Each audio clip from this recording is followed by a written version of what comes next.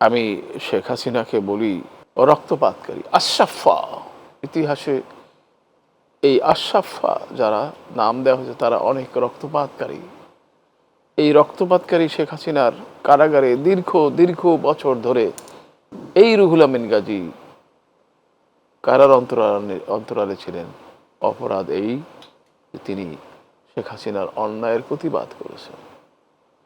এরকম আরও হাজারো মানুষ, যেটি মানে সবচেয়ে বললেন যে এই দেশের হাজারো মানুষ এইভাবে প্রাণ দিয়েছে। স্যার এখানে একটি বিষয় কিন্তু আমি একটু যদি ইন্টারফেয়ার করি, সেটি হচ্ছে যে দুদু ভাইয়া যেমনটা বলেছেন এবং আমাদের রুহুল আমিন গাজী ভাইয়ের পরিবারও বলেছেন যে উনি আসলে যখন জেলে ছিলেন, কারাগারে ছিলেন, তখন প্রত্যেকেই আসলে একটা বয়সের পরে তো অনেক রোগশোক হয়ে আসলে বাসা বাঁধে। আমরা বিএনপি চেয়ারপারসনের ক্ষেত্রেও দেখেছি যে তার চিকিৎসা নিয়ে কিভাবে টালবাহানা হয়েছে এবং দুদুভাই সহ যারাই ওখানে মানে কারাগারে গিয়েছেন প্রত্যেকেরই একটা বিষয় ছিল সঠিকভাবে চিকিৎসা।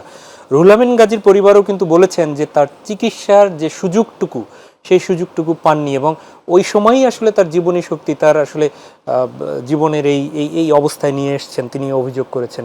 এই বিষয়টিকে আসলে কিভাবে দেখেন? এটি রাষ্ট্র ব্যবস্থা আপনি এটা সঙ্গত, আপনি জি অভিযোগটি সত্য এবং সঙ্গত।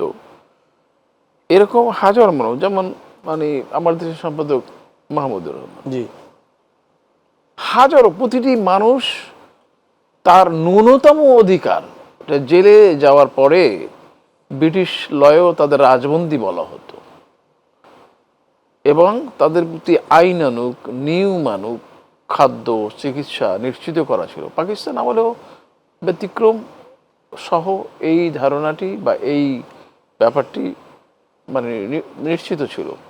কিন্তু হাসি পায় যে তারা বলছে রাজবন্দী বলতে কেউ নেই। নিশ্চয়ই আপনার মনে আছে নিষ্ঠুর আচরণ করেছে সকলের প্রতি, অমানবিক আচরণ করেছে।